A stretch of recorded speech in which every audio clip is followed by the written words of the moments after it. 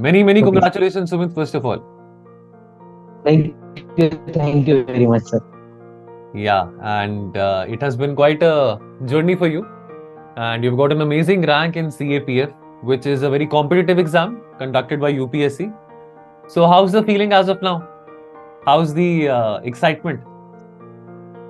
So yes, it is really a proud feeling that as my father is a policeman and his son and now has been selected as assistant commandant in CAPF. So yes, definitely, sir, it is a proud moment for me and for my parents as well. Great.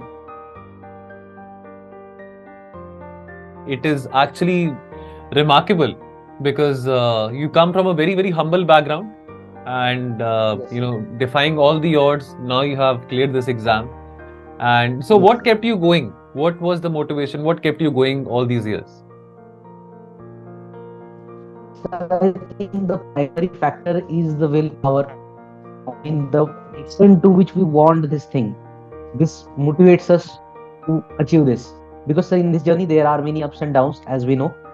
It is not an easy, but an absolutely a Herculean journey. But yes, the extent to which you want that post and I mean your desire to work, that I think defines, keeps us going towards our goals.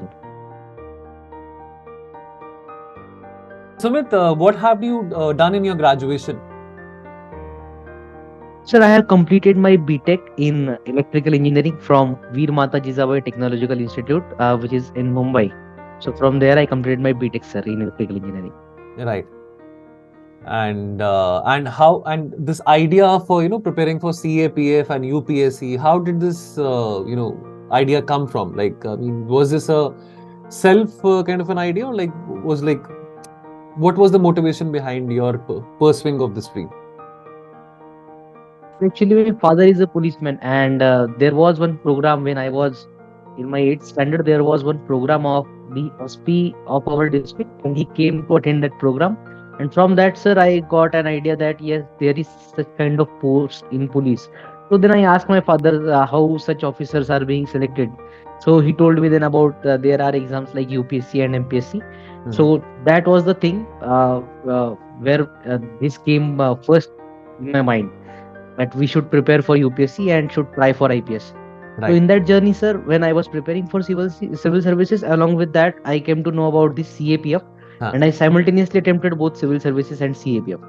Right. Unfortunately, I was unable to clear prelims of civil services in all my three attempts, but Huh. every single time I cleared the written exam of CAPF, and now holding a good Nice. rank. Nice. So, what were your sources to study, Sumit, as far as UPSC is concerned? Because you prepared for UPSC and side by side you were giving exam for CAPF. So, what were your sources for your UPSC preparation? Sir, at elementary level, I referred the NCERT textbooks of 6 to 11, 6 to 12, and especially the new NCERTs of history are quite useful. Then of polity also. And sir, apart from that, then the standard books like Lakshmikant for polity, maybe Shankarayas for environment, and similarly for geography, as it was my optional, so I relied on my optional notes. And like that, sir, every single subject has our standard book. All those standard books I referred and made Mhm. notes out of that and Mhm. completed my preparations. And what was your optional subject? What Sir, optional did geography. Geography. All right, Yes, geography. sir. Quite a Yes. technical subject. Yes, sir.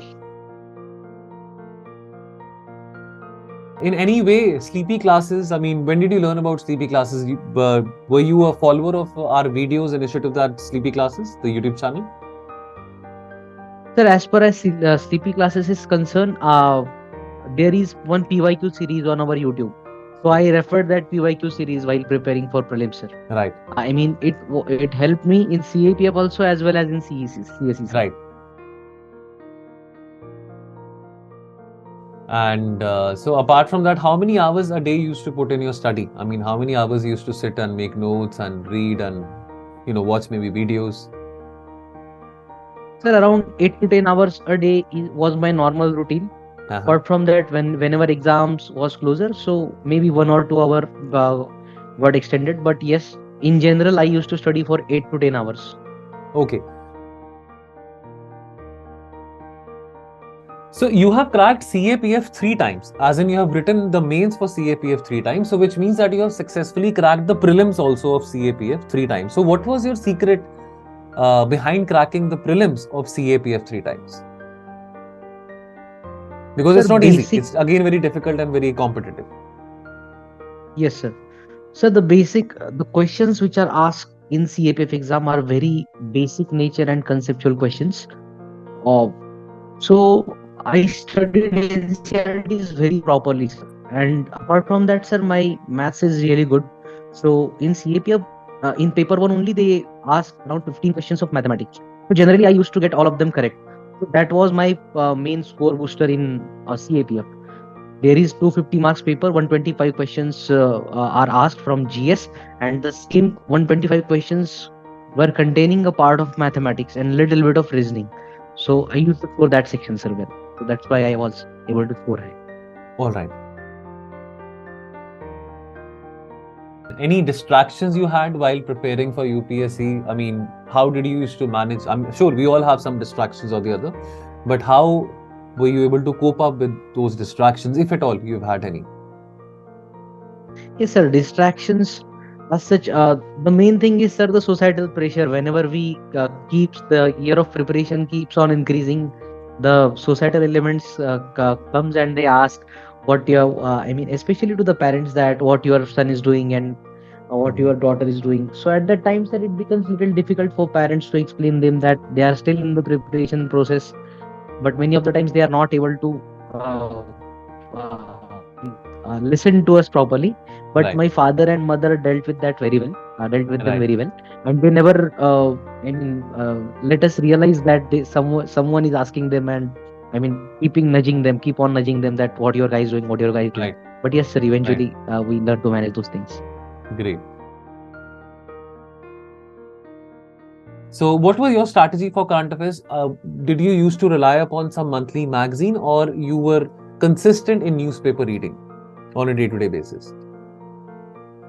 Sir, I was a consistent, relatively consistent, I will say, a newspaper reader. I used to read newspaper from directly.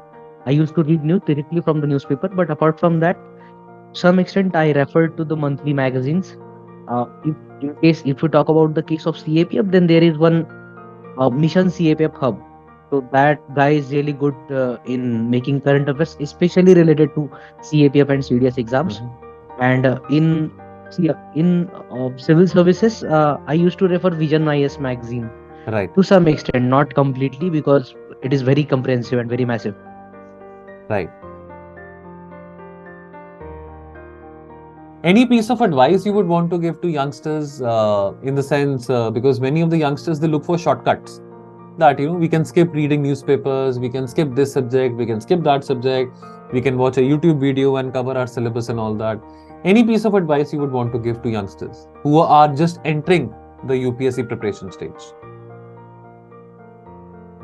So my advice would be, there is no shortcut to this preparation.